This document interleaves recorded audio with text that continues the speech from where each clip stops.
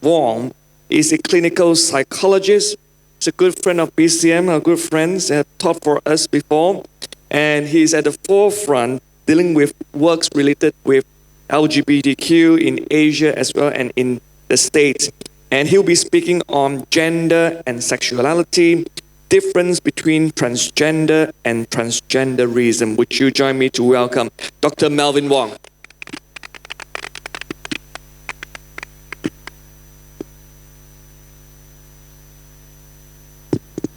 Welcome. Hello, everybody. I am Melvin Wong, born and raised in Hong Kong, and went to the United States for 55 years. So most people thought I'm more American than I'm Hong Kong. I used to say Chinese, but you know how the political situation has happened right now. Hong Kong people call themselves Hong Kong, and Taiwan call themselves Taiwanese. And so forth. Okay, I am very honored to be here with under the leadership of the Jun Yap, Dr. Victor, and your academic dean, Andrew Lim, Dr. Lim, and others, and Wendy, Avis, PLUC, and everybody here. I'm very gratified to be here. I feel very safe here. Brian Anderson, his book, When Harry Becomes Sally, was canceled. So you cannot find this book on Amazon. My wife and I made our home in the Silicon Valley. So this is my background, San Francisco, Berkeley. I went to Berkeley with a degree in geology, which is study of rocks. You know, as boring as you can get. But by the grace of God, I think I've been called to be a psychologist. Most people thought I should be a pastor, which I have no problem serving as a pastor. But over the year, it's really about psychology. And it's about pain and suffering that I switched from studying of rocks to become studying of people's rocks in their heads. From 研究石头到了研究人头. It's because of pain. So I am here to talk about the difference between transgender and transgenderism. So very simple. Now, I am a clinician, meaning I am the guy that has to find ways and means to help somebody recover from their pain. But people say I don't have any issues, you know? And transgenderism, you know, dysphoria and all that, I like it. So later on in this session, we talk about something very complicated, you know, syntonicity, meaning do you like it or do you not like it? If you like it, then it's not a problem. If you don't like it, it is a psychological disorder. DSM-3, DSM-4, so on and so forth. But here is the play. When you live here, I guarantee you, you will be at the forefront of the ideology and language. I call it gender IQ. We have been gaslight. The woke movement had taken intellectuals, theologians, pastors, and leaders for a walk in the park. It is not. So we need to redeem the language. Now, when I was going to Berkeley, I was kind of hippie in the 70s. My daughter, I only have one daughter. She's 36 years old, 35. And she said, Daddy, you still have a hippie in you. Ooh, because I like small things and everything like that. So what I want to do is, when I realize when I cannot handle my own pain of a breakup with a girlfriend, went back to church. And then I heard about Francis Schaeffer. How should we then live? And Colson, Chuck Colson, and everybody, C.S. Lewis. And what stuck in my mind back in those days, I was studying rocks, and this stuck with me. The cultural war in the United States and the Western country is not about guns and cannons and tanks, but rather the marketplace of ideas. So, ladies and gentlemen, we are here because we are in the marketplace of ideas. We have lost miserably. We have been gaslight, meaning the world over our eyes. Words were changed. Just now, gender is assigned at birth. How do you assign gender? Because you're male, female, assigned. So you can get it reassigned. When this word was there, nobody made a peep. Nobody cared. But the cultural justice warrior cared. I think we can do better than that. So we have bright minds here, and I like that. So my job in the next 45 minutes, and my late godfather, Reverend Thomas Wong, told me, who is a good speaker? A good speaker knows when to sit down. So I would sit down at 45 minutes. Okay. All right. The difference between transgender and transgenderism. No, I'm a licensed psychologist, meaning I study people's emotions, behavior, mindset. I happen to have somewhat of a postdoc in neuropsychology. I understand the brain and how it works in people's psychology. I'm Western trained, but I'm also very Asian, very Chinese culture. I eat food with chopsticks, rice, and stuff like that. So I have a combination of stuff, but then this is my findings. Now, in the afternoon when I do the workshop, this is the first time my dream comes true, because around the pandemic, I was encouraging my colleagues who are Westerners, who are English speaking. We need to find a way to discuss a treatment protocol for those people who want to transition. People say, what? Now, it's in the afternoon, I will disclose my studies about what can you do. You don't have to be a clinician. My job is to be able to use the common language so you can get it. Okay, don't worry about it. Tighten your seatbelt, because I speak very fast, because I have a lot to get over. All right. Before there were transgenders, there was GID, gender identity disorder. And who introduced me to this? The late missionary Sinclair Rogers. I honor him. He was Cy Rogers was from the United States, and he was mentored by Pastor Derek Hong, Coos, Church of Savior. And, Cy, he's a very effeminate man. And a lot of leaders couldn't deal with him, especially guys. And I dealt with him, and he says, Melvin, can you diagnose me? I said, Cy, you have GID, gender identity disorder, because he wanted to be so bad wanted to be a woman. Ryan Anderson talked about Paul McHugh. Paul McHugh in Baltimore, Johns Hopkins University, he shut down John Money's gender clinic, rightfully so. I'm with McHugh. I'm a psychologist. I know John Money. I knew the study. I'm sorry to say they're fraudulent. I say, well, who are you going to say, fraudulent or not? So, Cy Rogers was in line waiting to get the surgery, and it closed on him. And he was crying and saying, God, why are you doing this to me? And God caught him. So this is in honor of somebody like Cy Rogers and Keith Tiller of, I think he moved to UK. There is something about identity that it doesn't work for you. In the past, before we were gaslight in the language, there were transsexuals. It was about sex. Now notice, the world from over our eyes, we were kind of gaslight. Is it yes? Is it no? Is it in between? Men wanted to be women, and then transvestites, vests, are people, men who take pleasure and comfort in women's clothes. They're not necessarily gay or they want to change, or they're not transgender. But now, we have to keep our mind very clear. The weakness of the opposing side is there is no critical thinking.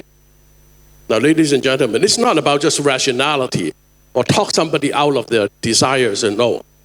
The key is emotional. The key is the mindset. The key is think clearly. So I really do a lot of things clearly. About 10 years ago, I was in San Francisco, and I do a lot of court witness testimonies. Because I think clearly, I use numbers to argue a case. Because I'm bilingual, I'm culturally specific, language relevant, I generally make a good case. So we have to realize critical thinking is the thing. So sex is the body. Then became gender, how you feel. Got that? So the question is, am I born in the wrong body? A guy would say. He has the body, sex of a man. Genitalia, you don't need to be a rocket scientist to say, oh, welcome, you have a boy, you have a daughter, you have a son. You will not say, let's wait. No. Now, don't laugh. In the United States, we have gender reveal parties of babies. What do you mean? When the baby is born, it is politically correct, and it is very virtual signaling. You have a high ground of your moral value to say, I want my baby to determine whatever gender he or she wants, so I'm not going to tell you blue or pink. God forbid, pink. They will throw stones at you. And so after a little while, they will say, you come to my party, and I'll tell you this is a boy or girl, or undecided. Their names like, very neutral names, like Bodhi. Bodhi is a male boy or girl. Maurice, boy or girl. Leslie, boy or girl. Leslie Long, think about him. So sex, the body, hardware, became governed by the emotion, identity, a desire to become different. Now, please, I'm not here to give you simple answers. I am here to give you relevant, to the point, I would say very accurately relevant answers. People don't want to change gender because they really wanted to. The root is pain and suffering. So if you can deal with pain and suffering and you can journey with them, the desire to be different or change or transition will reduce. And I've done that for about, probably the last 5 years. I'm very honored to have one of my best students, Robert Brennan of Los Angeles. And he's the only student that's willing to learn anything LGBT. It's very complicated. I have other student from MIT, Harvard, and she said, no, Melvin, it's too difficult. It is very difficult. But you don't have to worry about it. I'm here to teach the basic foundations, meaning the emotions. If you can deal with pain, people say, I don't want to deal with pain. People are in denial. They don't want to see the doctors because once they diagnose something wrong with cholesterol, they don't want to know. They want to eat whatever they want to eat until you can't. So we cannot be in denial. So pain is something we embrace. So the hardware of the body became the software. Paul McHugh said, gender identity disorder, it is not the disease of the body, it's the disease of the mind. Why fix the body? To conform to the mind. Is it easier to deal with the mind, to conform with the body? You try to fix the software, iPhone stuff. I live 10 minutes away from Facebook, Meta. Tesla is in the city that I live in. We do all kinds of upgrades and autopilots that crashes, Teslas and so on. And so why do we conform our hardware with software only? So the objective became subjective. Lo and behold, this is postmodernism. Dr. Pastor Sam and Ryan Anderson talk about it because we're in an area where my feeling becomes supreme. The only thing I can trust is my feeling. Can trust your parents? No. Now, in the afternoon, I will talk about 5 or 6 unique cases. And all 5 or 6 of them, there are several that I did not write up. The parents are always in high conflict. So there is an issue with pain. So the subjective determines the objective, and the software drives the hardware. So why don't we change the hardware from Windows to Apple? Because you want to be an Apple user. And no, sounds easy, but you can do the same thing. But in the body, how does it work? But they used to be called gender nonconformers. Boys don't necessarily like boy things. Their gender incongruency in the past. Now, they are almost diagnosed in kindergarten, first grade, to be their gender dysphoria. Diagnostic and Statistical Manual of Mental Disorder, DSM, this is the Bible of Psychiatry in the United States, ICD-10 in the rest of the world, and we say something. Oh, here we go. In 1994, the DSM-4, DSM-3, we have gender identity disorder. Remember, this is a manual of diagnostic categories of mental illnesses. So, DSM-4, GID. Cy Rogers had that, but he overcame that by the grace of God. When he reached 60s, he was telling me, my wife and I would go meet him when he's in Sacramento, and he says, "Oh, Melvin, I am more man now." I said, "Yeah, Cy." Because in the past, he's very effeminate, and he's very man. So I said, "Oh, congratulations, Cy," and so on. He had gender identity disorder. By the grace of God, good mentoring from churches and pastors, he recovered, and he helped others with that. Now, change of the language. 2013, DSM-5. GID was taken away. Instead, we have gender dysphoria.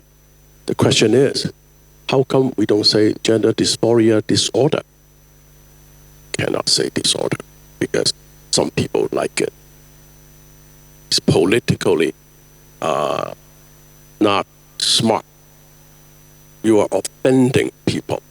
Remember? Right now, in the Ivy Leagues, there are 3 things. Now, I am addressing this particularly to the millennials and the Gen Zs. American Gen called Z, EZ. English is EZ. So forget about it. Let's call Zoomers. Easier, right? So we are talking about Zoomers. They love diagnosis. They diagnose themselves in Instagram and all that. I have bipolar. Do you really have bipolar? Do you really think you have bipolar? 13-year-old? I have a girl, she has bipolar. I say, no. So on and so forth. So gender dysphoria, is it a disorder? Is it not? Why is it on the DSM-5? It's already a diagnostic manual of mental disorders, but for people who love it, they have gender dysphoria, it's not a disorder. Whoa. The question is, Americans are really strange. Why do you put it on? Well, I'll tell you this.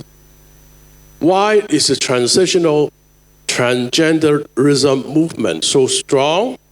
There is a financial outcome. Because when you are diagnosed with gender dysphoria, our health insurance will cover you. If you do not have the diagnosis, we call it medical necessity. I used to teach psychiatry, you said that's good medicine. I'm not a psychiatrist, I'm a psychologist. But we both have the authority to make diagnosis and treatment. So when I say you have gender dysphoria, your insurance will cover it. So they are trying to have it both ways. So this is the language, ladies and gentlemen, be very careful.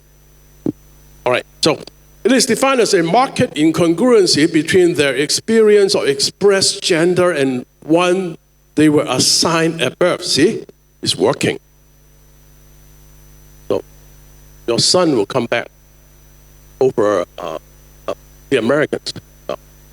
A lot of my friends and churches from Silicon Valley, they're well off. They make 6 digits and beyond. Right now, I heard, you have a bachelor degree, computer science, you can land a job at $270,000. That's a lot of money. $270,000 a year. How would that make you feel when you're 23 years old? You feel, I am somebody. So when words like they were assigned at birth, they will say, this is my life, I run it my way. But it's previously known as gender identity disorder. This is how they switch, bait and switch. And here is a word you need to have. Ryan Anderson earlier talked about eating disorders. What is eating disorders? Generally with girls. They love to have a body of a runway, Paris, Ferragamo, or whatever clothes. I cannot pronounce these names, too complicated. Hermes or something, they walk down, but then they're really emaciated. They're actually quite sick. They're like 80 pounds. But this is the epitome of beauty. So this girl will say, I'm 80 pounds, I am fat. Now, I'm a psychologist that treated quite a lot of eating disorder. I have success cases. Now, can that be treated? Yes. And I have a girl who had it. Later on, right now, she's married. She's no longer have it. Okay.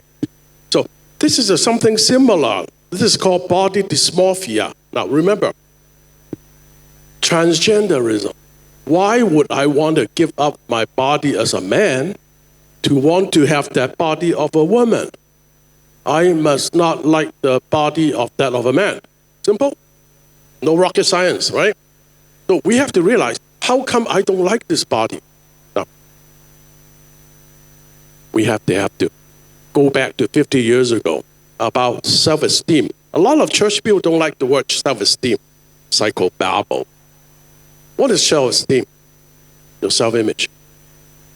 Are you likable? Do you like yourself? Are you competent? Do you think you're able? Or do you belong? These are the three things. But a lot of the Zoomers, they want to shine on an Instagram, so they fix up the picture and so on to be liked. So if people don't give them enough likes or follow, they feel they failed. The self-image in shambles. But if this is a boy who dressed up as a girl, everybody will like him because it's a novelty. He didn't think it was novelty, but wow, it's like a circus. So he would start to say, I don't like my body, I am fat, I am short, I am whatever it is. Now later on, this afternoon, I'll talk about autism. Autistic spectrum disorder. My good friend and colleague, my partnership in Hong Kong, Dr.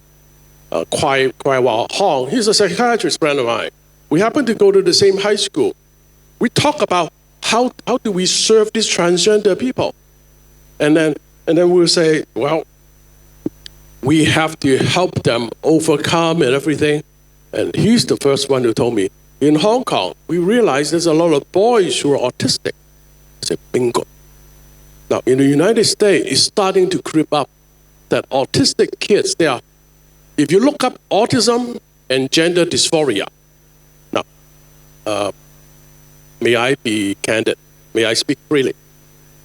Use Google, but also use Edge or use Bing, because different search companies will give you different top answers. Because those who have the money to push the agenda will have their links first. You have to realize Google search and Bings and all that, they are not there to serve us. This is a business. So you have to look at it from at the angle of money. So autism. So at the end of the day, the business of transgenderism is worth millions of dollars. Imagine the boy who wants to be a girl, puberty blockers cost us money. And then you fix your hair, you have to learn to speak like a girl, and your eyebrows and everything costs us money. It's an industry. And then, for the rest of your life, you have to take female hormone just to be like a girl. And you have to have an augmented chest or breast that takes money, plastic surgery. Boy, in American languages, what a cash cow. I got this person on a golden handcuff you have to take my hormones if you want to really be an effeminate girl. And my shop, the salon, will help boys make up their hair. My salon will help boys have nails shaped like that of a girl. I have a language phonetic company that will help boys speak like a girl. Wow, new industry. Insurance pay for it? Not all the time, but people want to do that. So the body dysphoria is a thing. Okay, this is old. This is like 50 years ago. Adolescent egocentrism. Okay, nothing new. Imaginary audience, personal fable, and illusion of invulnerability. This is David Alkine, 1981. Where were we? Now, Meta, Facebook, Instagram, TikTok, and all that. They have a lot of psychologists working there to make sure all the young people are hooked. How do they do so? They are egocentric, meaning they have a logic that is their own only. They don't think. Adolescents are overly concerned with their own thoughts and feelings. They don't care. So when your Zoomers come to visit your grandparents, they will say, Gong Gong, yeah. They don't say it. They say, I don't know him. He's just an old man. Wow, it's my dad.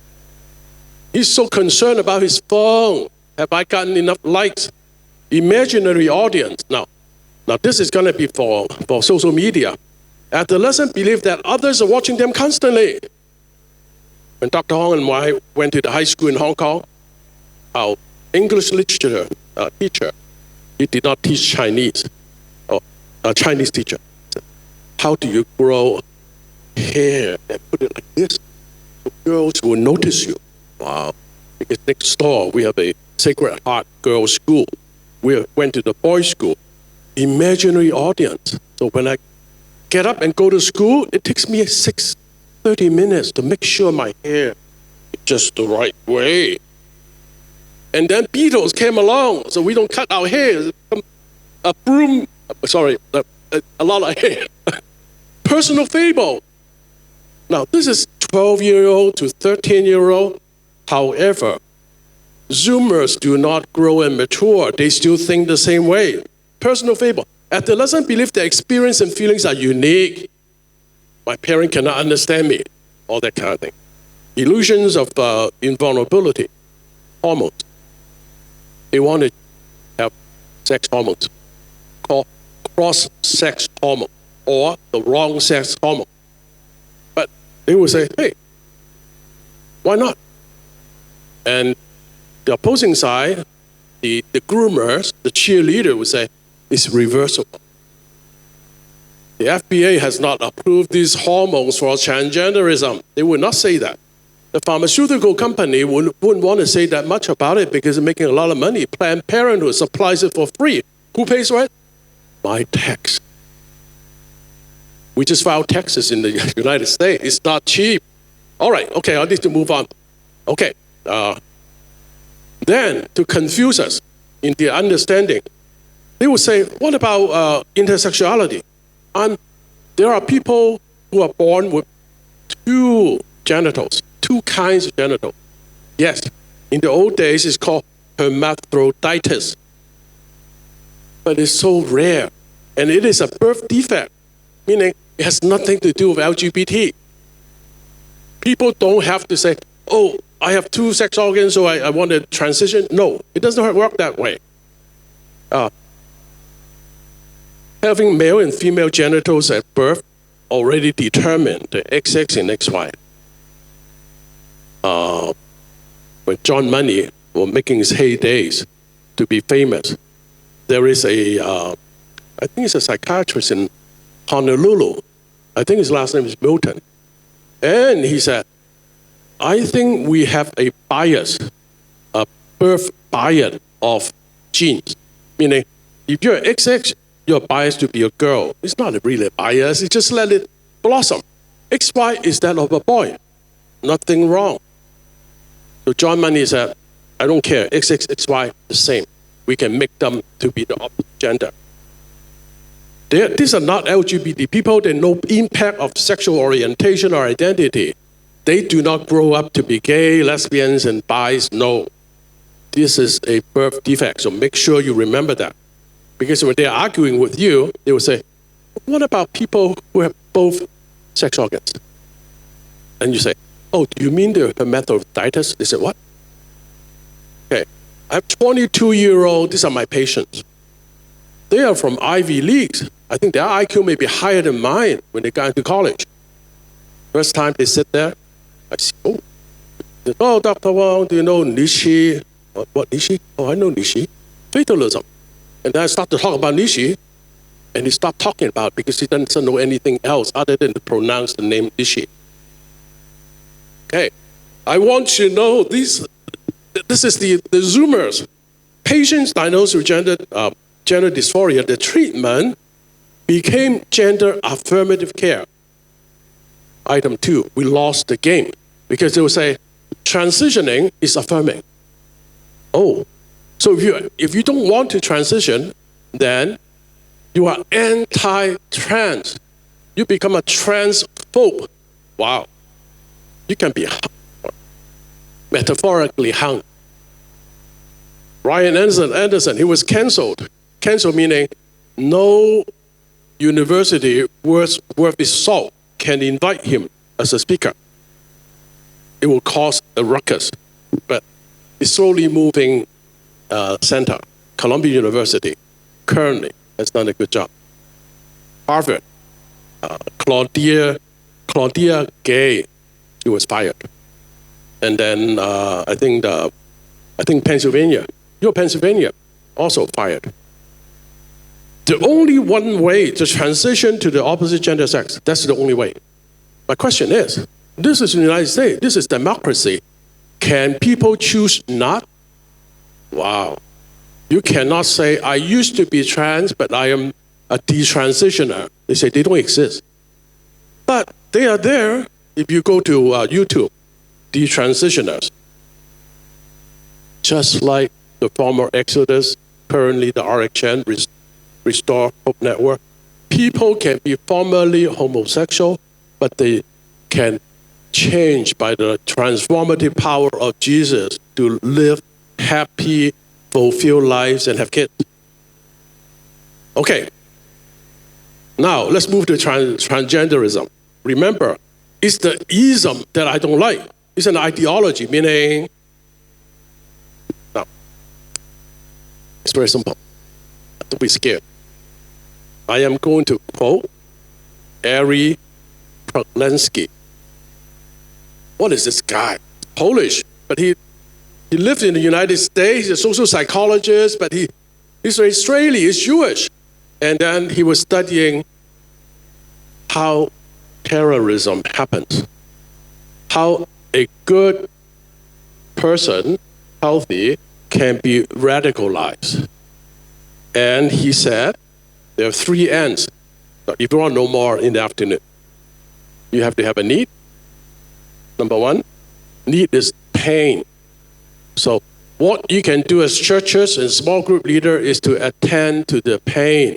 If you can deal with the pain and not the rationally say, you'll be better, you can talk them out of it. No, cannot. So pain.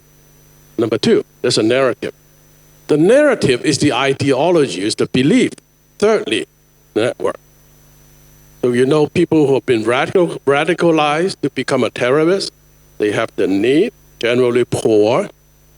They have the ideology, the West is bad. Number 3, community. I have a community online when I become martyr. Wow, that really changes people's mind. So this is the same with transgender people who wanted a transition. They have a need, the pain. They have the ideology, the belief, which is the narrative. And finally, the network, the community. You are leaders of the church. Can we take care of that person's suffering and pain? I call it anguish. Narrative. Can we say we can offer a better narrative than the ideology? Thirdly, our trump card is community, small groups. Can we love them while they are cross-dressed? your senior pastor will scold me. Well, Melvin said that we have to have people who are cross-dressed come to church. What can you do with that? Well, actually, I have a church like that in Hong Kong. And the pastor is trained in Texas. And he said, Patrick Soul, he said, Melvin, what do you do? Well, we have a lot of transgender women who come to our church. There's actually men. And they come to our church. They like our church. I said, oh, good. They have a big sister, Joanne, who came to our church. Joanne is very good. And she's, surgery and all that. But the problem is, when Joanne's sister wants to go to the women's room, the women's will be a little scared. They say, oh, they're in there, so where did I go? Patrick So, the good pastor, generally is too busy. Melvin, come to dim sum with me. I know you got something. And he said, well, what do you do with that? I said, oh, we have a gender-neutral bathroom. He said, oh, okay. We don't say, all the trans people go to the bathroom. No. You say, all gender bathroom or family bathroom. Oh, he said that. So you get, your senior pastor will say, oh, it's Melvin's fault. You say, no, it's ministry. So we have to say, socialism, communism, etc. is an ism, meaning once they are caught, they cannot turn back. There is always an advantage. Communism, I think here in Malaysia, I can say something. I won't use the term on the mainland where there is communism. Why do people stay on the mainland? Because of economy. So when the mainland leader will start to disclose whatever policy they have, they will say, our economy is this good. So without the economy, people do not want to be communists, living under communism. You okay with that? So what is the take for transgender people? Because they are honored, respected, they have a moral higher ground, they can virtual signal. What is virtual signal? It's a Sumer term, meaning I can tell you I am a righteous man. I can tell you I'm a righteous, moral girl. And what they can do, they will use Facebook and GoFundMe. They will say, oh, my name is Bodhi. I was born a boy, cisgender male now. Notice the language, cisgender. Can you just say biological sex or natural sex or whatever? Cisgender, that's the language. But my parents do not allow me to have a gender surgery. I'm opening this GoFundMe page. Please give me money. Oh, people really give me money. Wow, the power of Facebook. And he has all kinds of friends, but these are really his friends. So there is always something of an advantage. This is Abigail Schreier. He's a Jewish journalist, one of the smartest I've seen. He's not Christian. His book is also canceled. It's called Irreversible Damage, The Transgender Craze Seducing Our Daughters. And this is the latest book I got it. Bad Therapy, Why the Kids Aren't Growing Up. Well, because we've been having too much therapy by the wrong, or by the progressive or Christian progressive therapists. And well, I have my share of teaching in terms of clinical counseling, psychology, psychiatrists, and all that. I have a lot of colleagues who have a lot of problems, but they continue the license. But would they give good therapy? Not necessarily. Okay, this is Abigail Schreier said. She coined the term. She says, this is a gender cult. Transgender movement is a cult. Can you say that again? The transgender movement is a political cult where devotees would get in, but they cannot get out.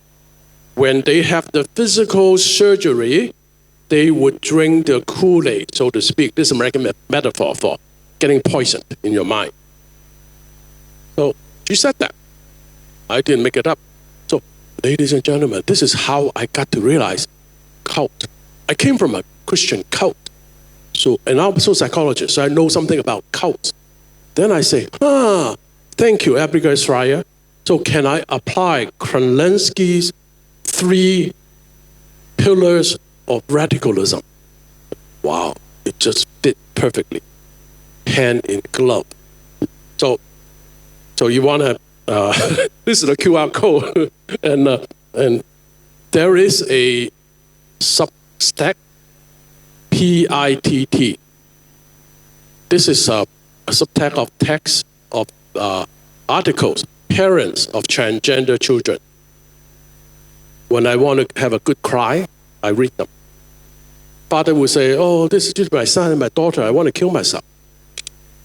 No, it's not only the patient who want to kill themselves. Parents want to kill themselves. That's why my practice right now, I am 7 years beyond retirement.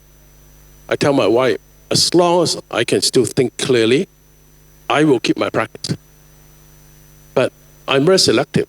I would only serve Ts, parents of Ts, transgender parents, who came into the closet because their children came out of the closet on Thanksgiving, on Christmas. They've been terrorized.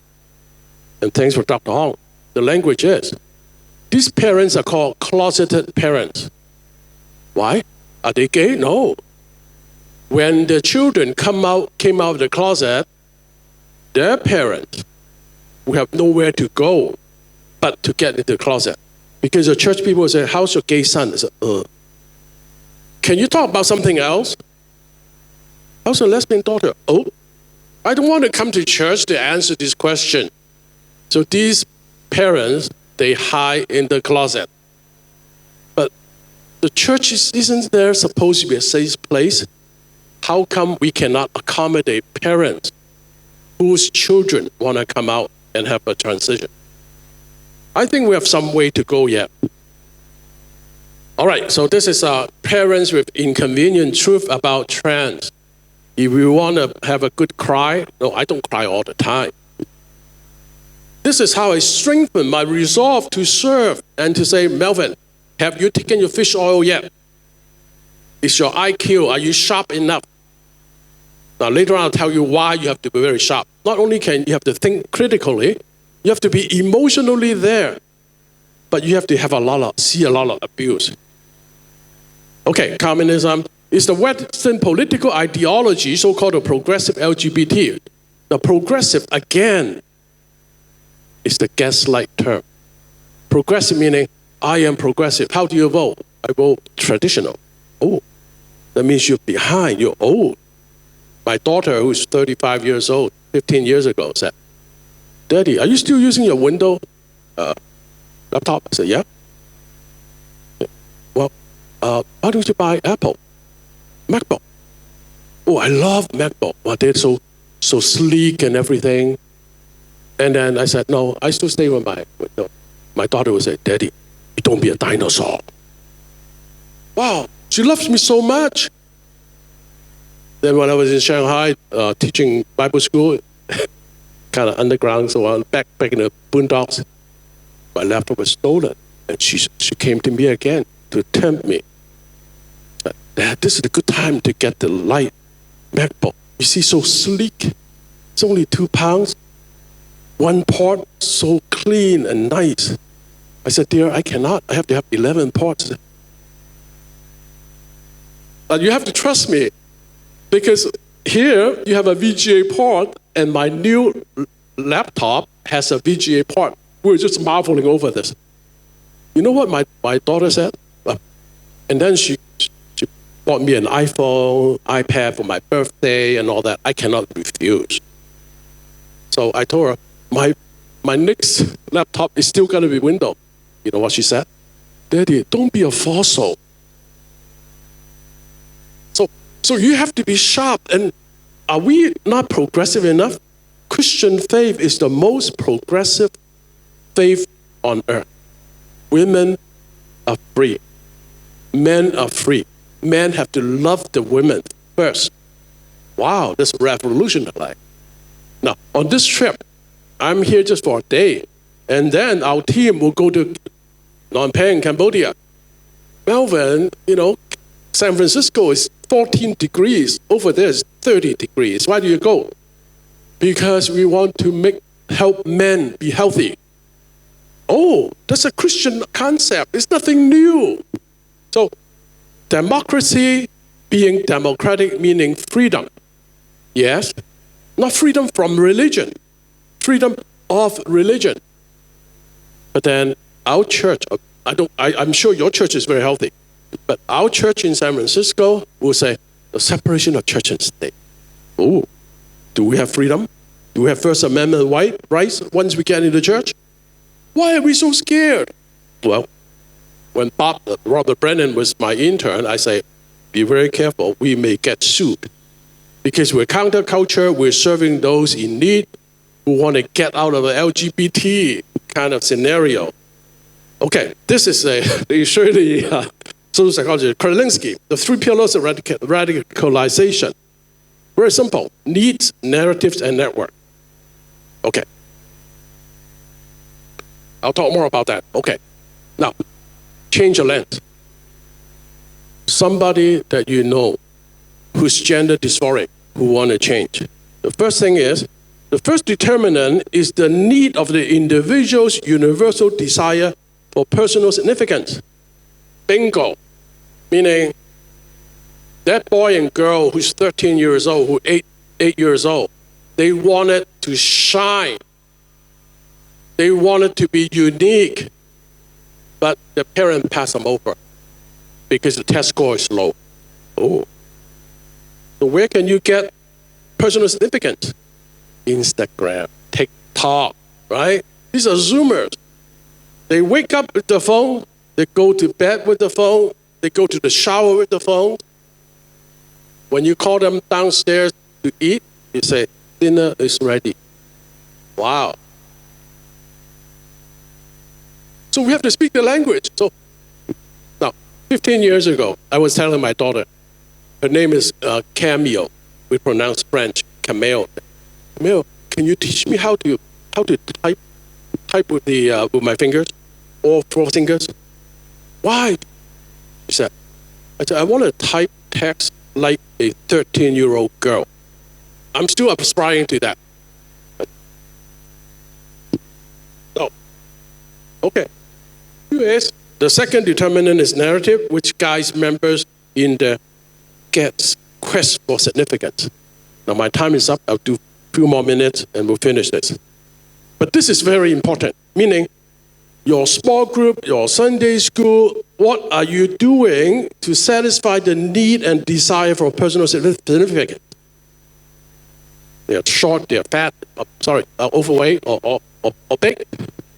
Okay, is there a way to satisfy the quest for significance?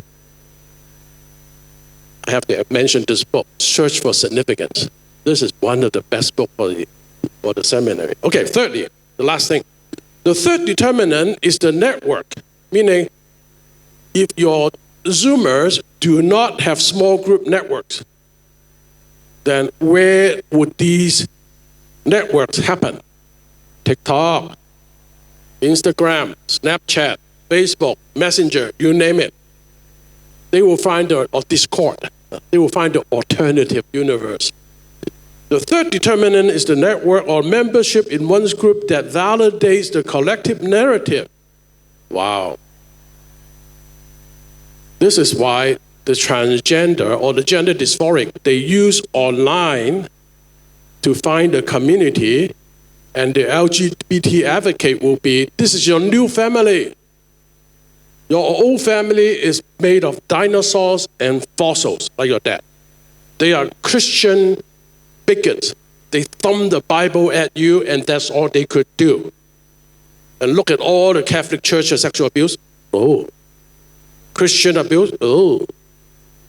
Well, they don't have it. They do more, but it's not advertised. So, the membership of one's group that validates the collective narrative and dispenses rewards like respect and veneration to members who implements it. What kind of goodies do you give? Do you give rewards? You don't have to say. or I'll give you a gold star on your forehead. No. It's good to see you today at church, but this is a boy with long hair, wearing a dress, coming in. Can our greeter say, oh, good morning, how can I address you? Oh, you want to be called he or she? He, him? Now, in America right now, under our signature is he, him, she, her, they, them. Why?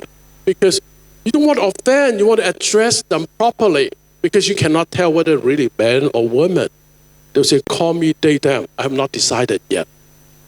So we cannot lose the language edge. Okay, lastly, social trend of Gen Z, virtual signaling claim. How can we satisfy this virtual signaling? I have a father taping the son's ping pong and put it on YouTube. The son came home.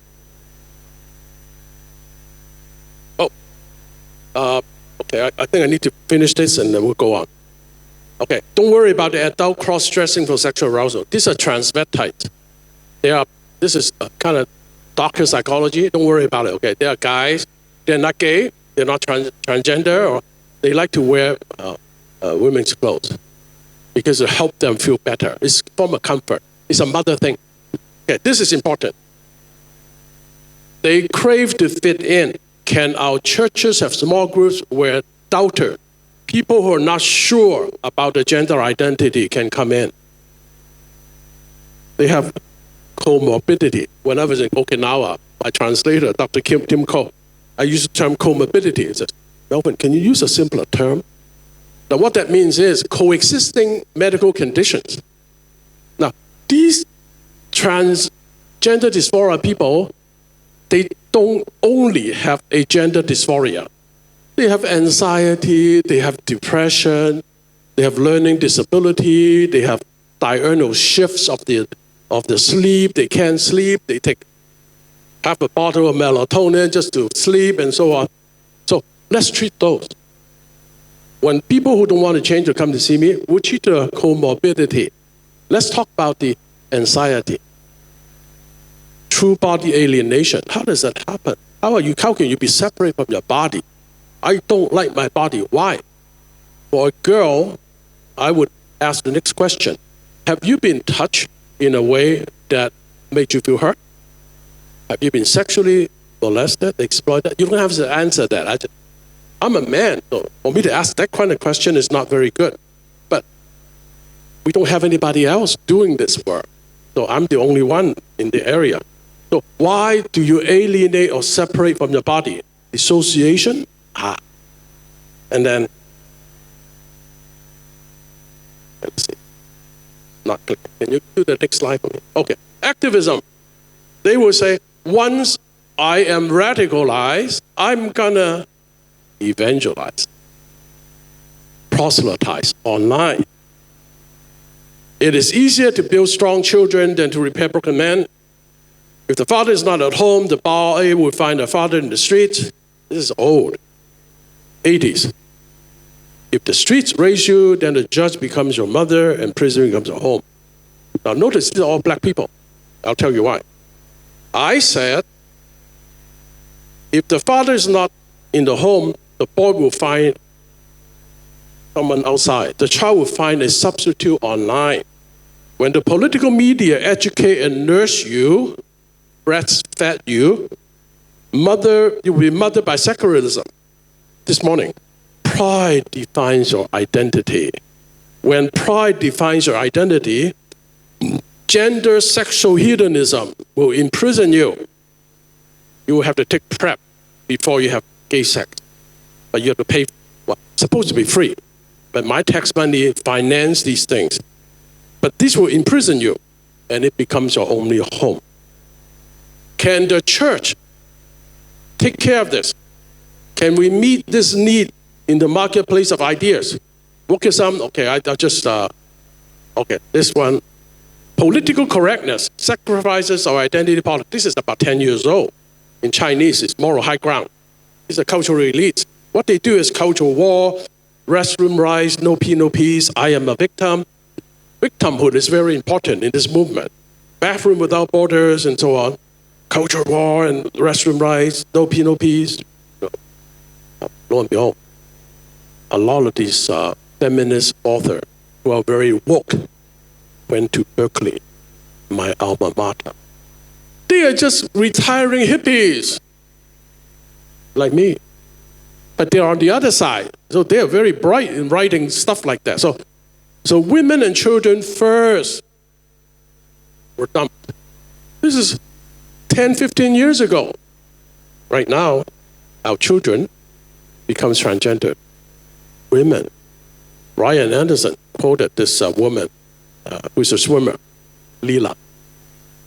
So she identified as a female. Why can't she compete?